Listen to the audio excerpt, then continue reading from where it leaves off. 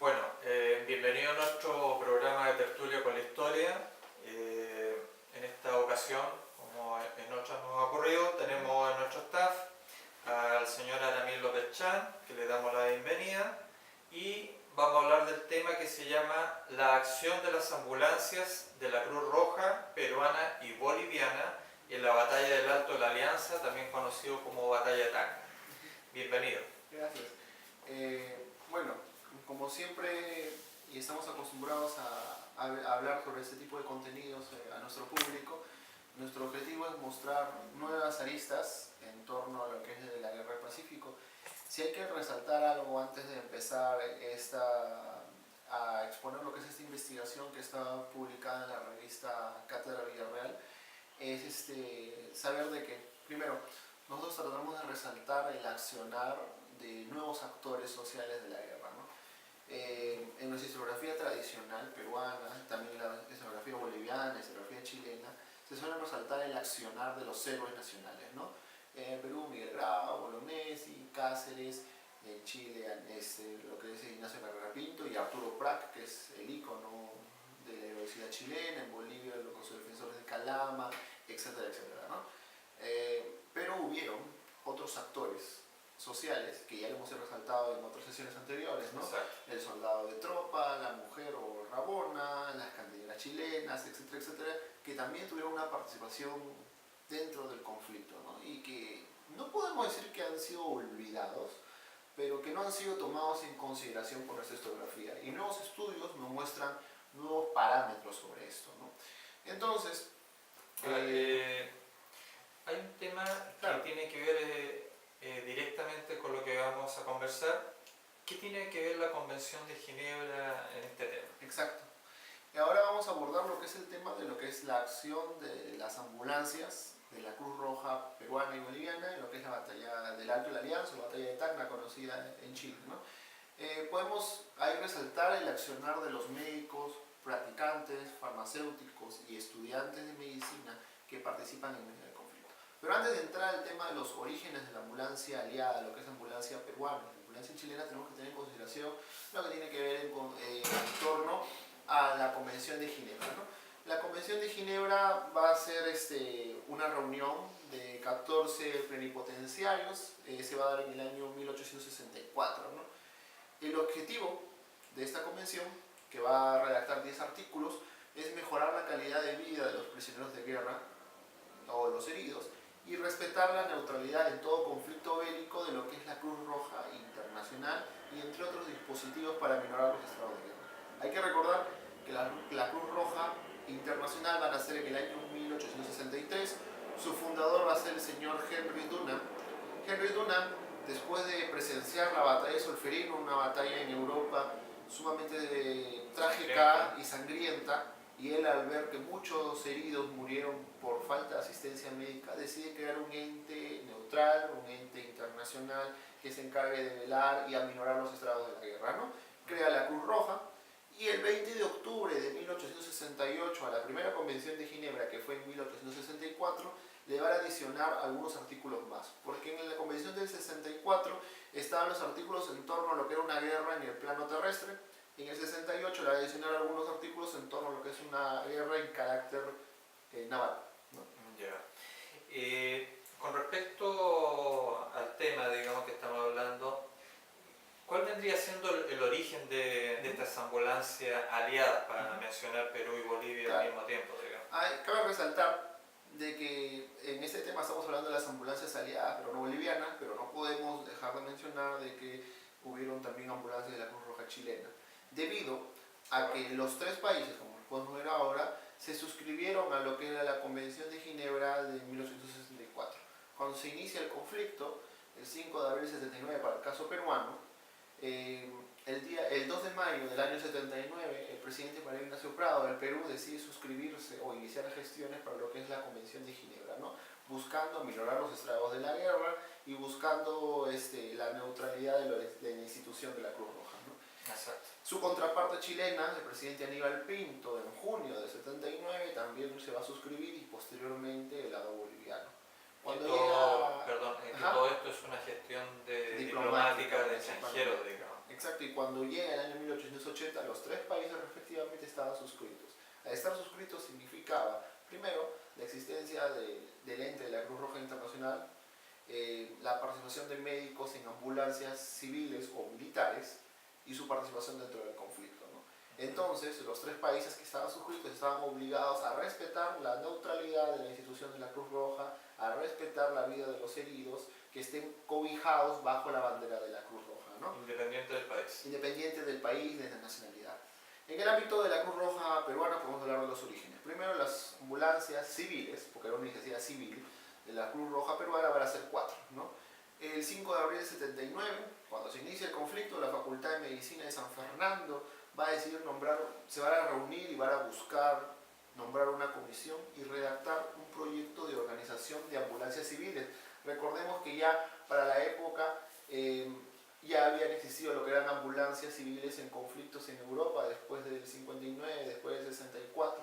Entonces los peruanos, cuando inicia el conflicto, los médicos deciden imitar esta iniciativa y crear un proyecto propio y elevarlo al gobierno peruano, y lo elevan, y así efectivamente el 17 de abril de 1879 el proyecto es aprobado por el gobierno peruano, ¿no? Esta iniciativa correspondió al ente civil, a los médicos, en especial podríamos hablar del doctor Odriozola, por ejemplo, y estudiantes que deciden apoyar esta iniciativa, ¿no? Entonces se crea la Junta Central de Ambulancias Civiles de la Cruz Roja Peruana, ambulancias civiles, cuyo presidente va a ser el señor Monseñor José Antonio Roque Boloña, que va a tener un papel fundamental en lo que es la guerra. El vicepresidente va a ser el que lo llamamos el doctor Manuel Odriozola. El secretario va a ser el doctor José Casimiro Ulloa, que va a tener un papel fundamental, es un médico muy conocido en el ámbito peruano, en uno de los hospitales más importantes, y lleva el nombre de este ilustre médico, no solamente por su papel dentro de la guerra, sino por su papel en el estudio de la medicina y algunas enfermedades, ¿no? Por ejemplo, podemos ver la imagen a continuación.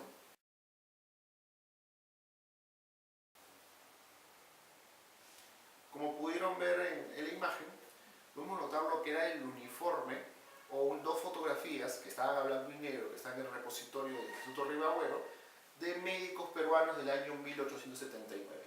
Si uno ve la imagen, se da cuenta de la importancia de lo que era, primero, el distintivo de la Cruz Roja, que es el brazalete blanco. Exacto. Con la Cruz Roja en medio, la gorra también lo llevaban, y la presencia de una cantina o una cantimplora donde llevaban el agua para los heridos, ¿no? Principalmente la presencia de botas para el terreno donde se estaban desarrollando, y la presencia de un capote para protegerse o guarecerse del frío, ¿no? La otra imagen lo mismo. Hay que comprender que las ambulancias civiles del siglo XIX distaban mucho de las actuales, ¿no? Obviamente por la tecnología es un cambio fundamental. Claro que en el fondo, digamos, el inicio de la medicina, o sea, está la medicina en un nivel muy primitivo, con mucho tipo de medicamentos que no existían en la época.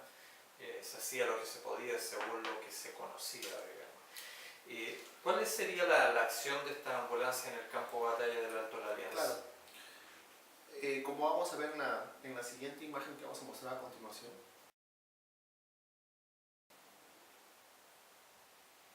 podemos ver, por ejemplo, de que las ambulancias de hace un siglo eran unas especies de carruajes pesados, movilizados por unas acémilas o mulas, o en el caso de caballos, ¿no?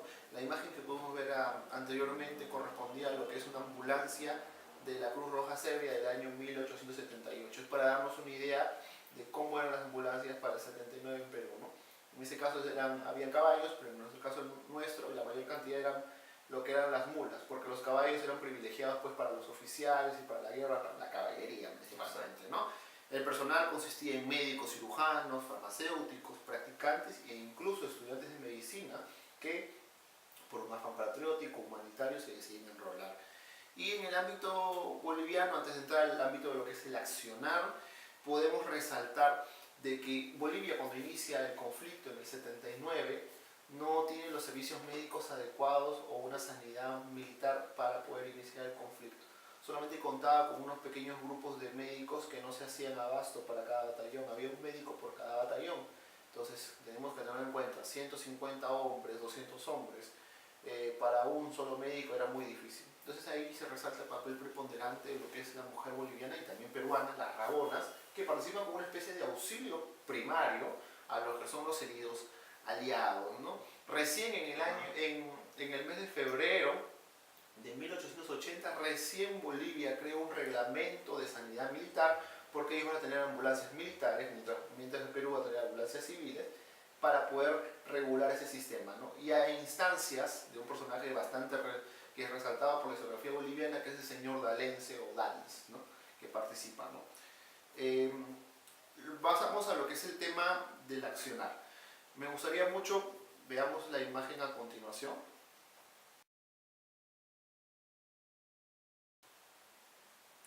Como podemos ver, es el equipamiento de los médicos de la ambulancia de la Cruz Roja Peruana.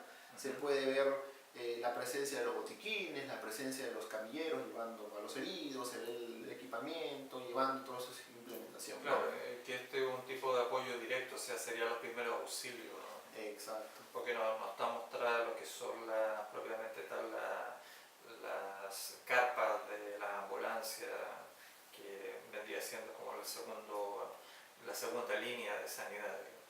Y en sí, cuando ya pasamos ahora al ámbito del accionar, estos médicos peruanos y bolivianos, su principal objetivo es salvar las vidas de la mayor cantidad de soldados heridos, ¿no?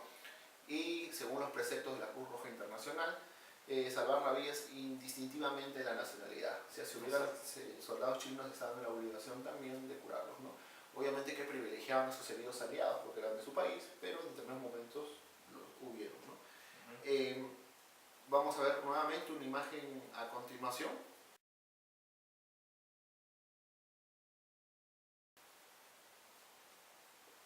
Donde podemos ver, es una imagen extraída del libro de la Cruz Roja Boliviana, donde se puede ver un médico de esa nacionalidad con el equipamiento asistiendo a lo que es un herido, ¿no?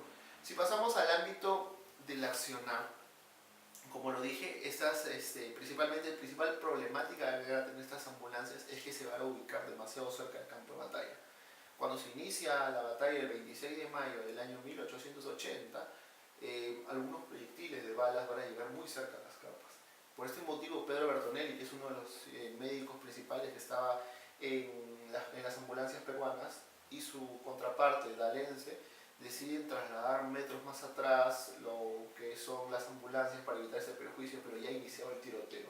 Incluso, en plena batalla. Claro, incluso un médico peruano que es herido por una bala, ¿no? A causa de este fuego cruzado entre las fuerzas aliadas y las fuerzas chilenas, ¿no? Hay que recordar también un poco lo que es la quirúrgica, la medicina de la época, que era muy diferente a la actual, ¿no? En la imagen que vamos a ver a continuación se va a poder ver, por ejemplo, lo que es el equipamiento de un médico, ¿no? Esa imagen va a corresponder a lo que es la Guerra de Secesión norteamericana del año 61 al 65 y nos va a dar una idea de cómo es el equipamiento para la Guerra del Pacífico.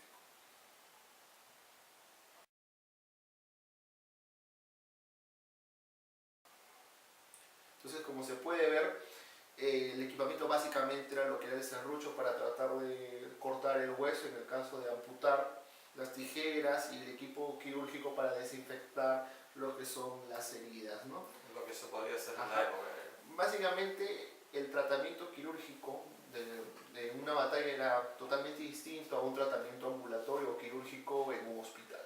¿Por qué? Porque estás en medio de un conflicto, estás en medio de la batalla, donde está el fuego cruzado, en un ambiente que no es el adecuado para poder ejecutar una operación, debido a que estás en la tierra, en medio de la tierra, en medio de las balas, en medio de los ayes de los heridos.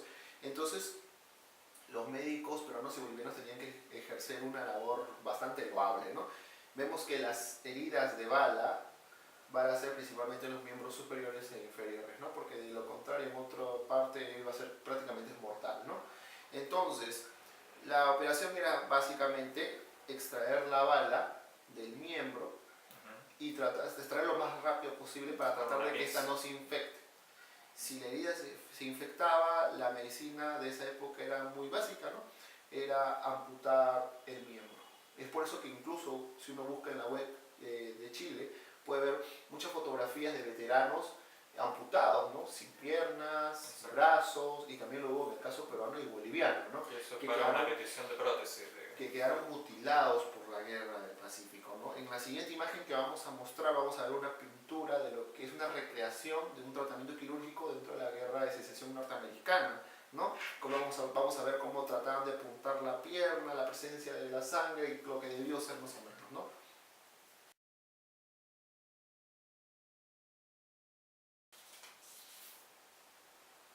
Entonces, como podemos ver, en medio del conflicto era bastante difícil tratar de operar en esas circunstancias, ¿no? Entonces hay que resaltar el valor mantener la sanidad, entre comillas. Exacto.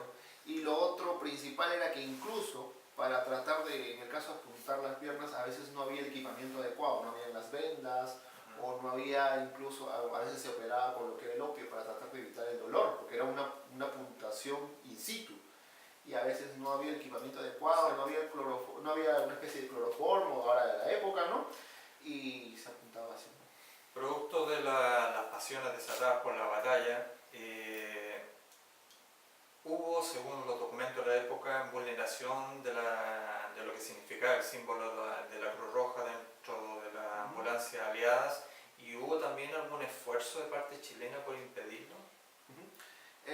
Básicamente esta investigación se ha basado en documentación de los mismos médicos peruanos, médicos bolivianos, soldados chilenos, soldados peruanos y bolivianos que hablan de la batalla de Tacna. La batalla de Tacna es una de las batallas más abordadas porque es una de las batallas principales. ¿Por qué? Porque participa nuestra contraparte boliviana, los aliados, y hay una mayor cantidad de registro testimonial que otra batalla, ¿no? Que otra batalla, no, en la batalla de Lima no hay mucho registro testimonial peruano, ¿no?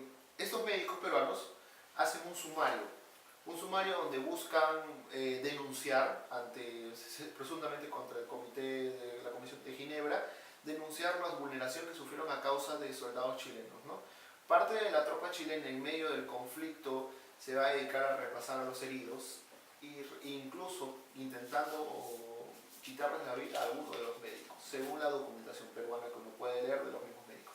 Pero habría que resaltar algunas cosas, ¿no? Primero, de que nuestra historiografía peruana ha solido resaltar mucho lo que es el repaso chileno hacia los heridos, lo cual es totalmente cierto. Pero sin embargo hay que entender que el repase fue una práctica de carácter trinacional, que se da en medio de un conflicto donde las pasiones desatan iras y donde muchas de las cosas que pueden estar en el papel, como es la Convención de Ginebra o lo que es la regulación para evitar esos excesos, en la práctica no se cometen. Eso ha pasado en la antigüedad, pasó en la Guerra del Pacífico y sigue pasando hasta la actualidad. Estoy 100% seguro que va a seguir pasando, porque los excesos en una guerra siempre lo pasan. No es una manera de justificar, pero se lo da. Y para hacer un poco también, dando un poco un enfoque más neutral, habría que decir también de que hubo repase en la batalla de Tarapacá, por ejemplo. Y hay testimonios bolivianos, incluso y peruanos, donde hablan de tropas peruanas repasando heridos chilenos, que es nuestra única victoria, entre comillas, en la campaña del sur. Entonces es una práctica alejada, entre comillas, de los límites civilizados, pero que se da en medio de un conflicto donde el soldado se desata y busca desquitarse con lo primero que encuentra o con la primera persona. Entonces estos médicos denuncian eso. Para resumir, para no citar todos los testimonios, como digo, al final vamos a dejar en el link el artículo completo donde pueden leer cada uno de los testimonios y ustedes mismos pueden contrastar. Eso es lo que buscamos en el programa, de que sean ustedes los encargados de contrastar, de ver la documentación de la época, no quedarse solamente en lo que nosotros podemos hablar, sino que vean, investiguen y lo pueden ver, ¿no? Por ejemplo, Pedro Bertonelli resalta mucho que incluso se robó mucho de los materiales de las ambulancias, ¿no? Que entraron los soldados y se tomaron el coñac de los heridos, por ejemplo. Se tomaron el coñac e incluso agarraban las camillas, las deshacían y los usaban como fogata para el frío. Que hubo soldados chilenos de que entraban y querían repasar a los heridos y repasaron a algunos heridos, a muchos heridos los repasaron, e incluso atentaron contra la vida, querían atentar contra la vida de algunos médicos peruanos. Pero sin embargo, en la documentación también vemos que los mismos médicos peruanos afirman de que algún porcentaje de la oficialidad chilena trató de evitar estos perjuicios. Por ejemplo, el médico Samuel Cárdenas, médico peruano de la tercera ambulancia civil de la Cruz Roja, en su documento del 31 de julio de 1880 dice lo siguiente: llegó a pasar por allí un soldado chileno queriendo fusilarnos. Y su intento se hubiera llevado a cabo si no es que de un modo casual pero oportuno se hubieran presentado en la próxima Bocacalle 2 oficiales también chilenos. Eso quiere decir que estos 2 oficiales chilenos evitaron este perjuicio. Exacto. Igual hay un montón de relación sobre los excesos, ¿no? Hablan de soldados chilenos que el médico Claudio Aliaga dice lo siguiente: se afanaban por arrancar las banderas peruanas que en ellas flameaban al lado de la Cruz Roja. Como en efecto las arrancaron y se las llevaron como trofeos de guerra. El médico Plácido Garrido Mendivil es uno de los testimonios un poco más que chocan a la memoria, más duros, que dice lo siguiente, ¿no? Ni un solo herido nuestro, solo cadáveres. Muchos de ellos, en particular jefes y oficiales, con los rostros desfigurados, partidos unos por la boca y otros por la frente. Algunos con balazos en los ojos que habían salido de sus órbitas, desnudos de su uniforme y varios hasta de la ropa interior. En cuanto a los soldados, sus bolsillos sacados afuera. Hay que notar que las heridas se hallaban denegridas por los balazos a boca de jarro.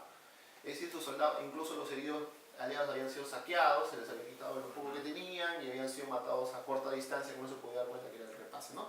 Eso en el ámbito de los excesos, pero también esos mismos médicos peruanos, a pesar de que es un sumario con una intencionalidad de denunciar, lo paradigmático que en esa documentación los mismos médicos peruanos afirman algunos rezagos de humanidad de oficiales por evitar estos perjuicios, ¿no? Como el que lo dije de Samuel Cárdenas. O sea, respeto por la Cruz Roja. Y el más importante es el que dice el jefe boliviano, el señor Zenón Dellens. Él dice lo siguiente, y lo voy a leer textualmente: se nos dio aviso de muy cerca de nuestro campamento había un herido que requería nuestros cuidados.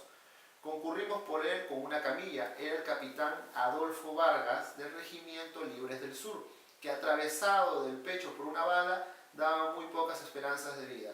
Poco después llegó traído en ancas por un jefe chileno de pequeña estatura, barba cana y de anteojos, el teniente coronel Felipe Ravelo, herido en la pierna izquierda con fractura de uno de sus huesos. Agradecimos al expresado jefe su delicadez y procedimos a acomodar, a atender a nuestro valeroso herido. Es decir, a veces uno ve algunas cosas paradigmáticas dentro de la guerra, ¿no? Estamos en una guerra, en una batalla donde van con una intencionalidad de matarse y vemos que después de terminar la batalla llega un oficial chileno, ve a un herido de su contraparte y lo lleva cargado en ancas hacia la ambulancia aliada más cercana, ¿no? Buscando salvar vidas. Rezagos de humanidad dentro de un conflicto, ¿no? Y también podemos mostrar la parte chilena para decir que son testimonios totalmente dirigidos contra Chile, ¿no? El señor cirujano primero del Ejército de Operaciones del Norte, el señor don Guillermo Castro Espinosa, un cirujano chileno de la época, nos dice lo siguiente: en la parte que recorrí del campo de batalla no había ni un solo enemigo herido. A todos los que vi estaban muertos. Después de declarar en derrota al enemigo, los soldados nuestros cazaban en el bosque al oeste de la ciudad a los cholos y cuicos como a pájaros o animales salvajes. Es decir, confirma pues la práctica del repase que se da en medio del conflicto.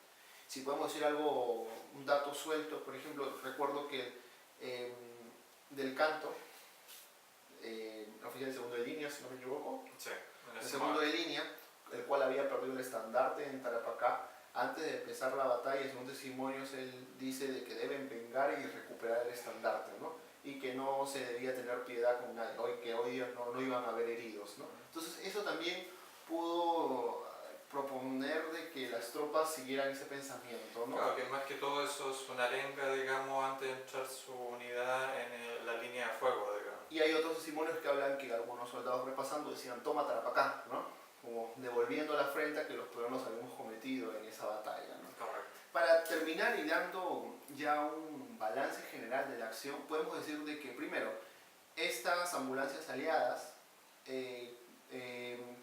cometieron lo que era su papel importante, ¿no? Salvar vidas, indistintamente de las nacionalidades, sea peruano, boliviano, chileno, y eso lo puedo decir con una cifra. Por ejemplo, el señor Zenón Dellens, que es un médico boliviano de las ambulancias militares, al final da un informe a su gobierno en el cual habla de la cantidad de heridos peruanos, bolivianos que se atendieron en su ambulancia. Y él me dice algo bastante asombroso, ¿no? El número de heridos hospitalizados en nuestra ambulancia hasta la mañana del día 28 de mayo alcanzó a 100. De ellos, 20 bolivianos, 23 peruanos y 77 chilenos. Prestamos además socorro a varios heridos chilenos que habían sido recogidos en carretas y que por carecer ya de espacio en nuestras carpas tuvieron que pasar inmediatamente a Tacna en la noche del 27. sin darnos tiempo de anotarlos. Su número alcanzaría más o menos a 80 o 100 más. Es decir, heridos chilenos que son atendidos por las ambulancias aliadas, independiente de todo lo que habían sufrido, que uno puede ver por los testimonios, el sentimiento de humanidad, más allá de las nacionalidades, prima y buscan salvar estas vidas. Y por ejemplo, el coronel José Velázquez, jefe del Estado Mayor chileno, él después de los sucesos le dice a su contraparte peruano de que si necesitaran alguna cantidad de medicinas que no estuvieran en Tacna, y ellos podían mandar a un comisionado a que vaya hacia Arica y pueda obtener los medicamentos, que le iban a dar el libre tránsito de Tacna hacia Arica, ¿no? Claro, Un eso gesto de... estamos hablando antes de la batalla de Arica, ¿no? Correcto. Entonces todo el ejército chileno estaba ocupando toda la zona de Tacna, entonces él le dice, le puedo dar el libre tránsito para que ustedes vayan a Arica, con la condición de que traigan los medicamentos necesarios para lo que ustedes necesiten, ¿no? Y hubo una colaboración también por parte de la ambulancia chilena. ¿Por qué no se resalta mucho la ambulancia chilena? Debido a que no tuvo un papel tan preponderante, debido a que está muy alejado del campo de batalla.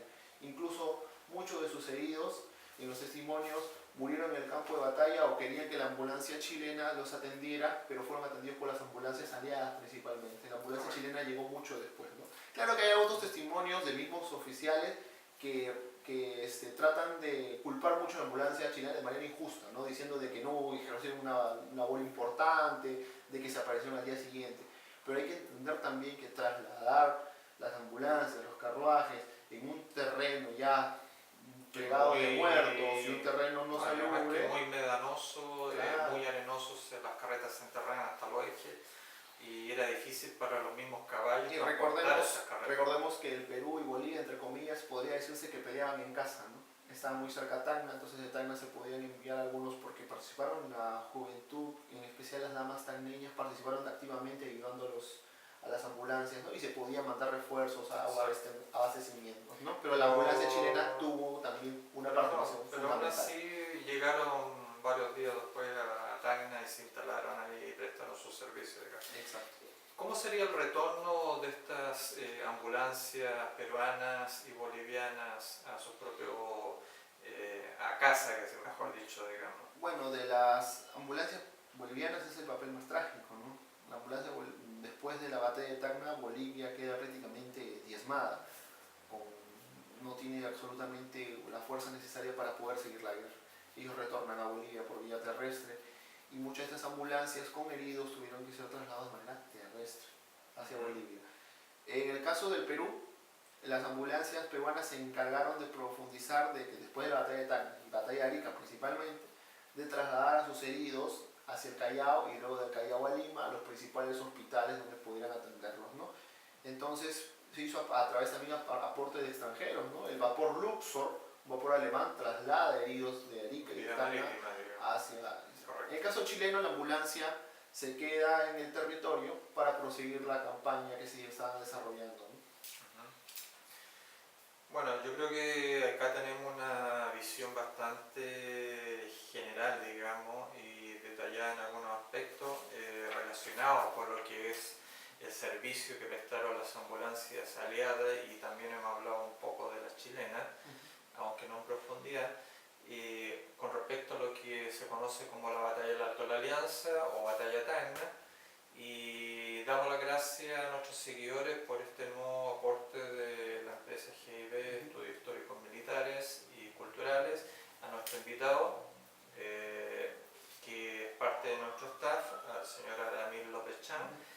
Y bueno, esto es Tertulia con la Historia y los invitamos a nuestro próximo programa. Espero que les haya gustado. Gracias.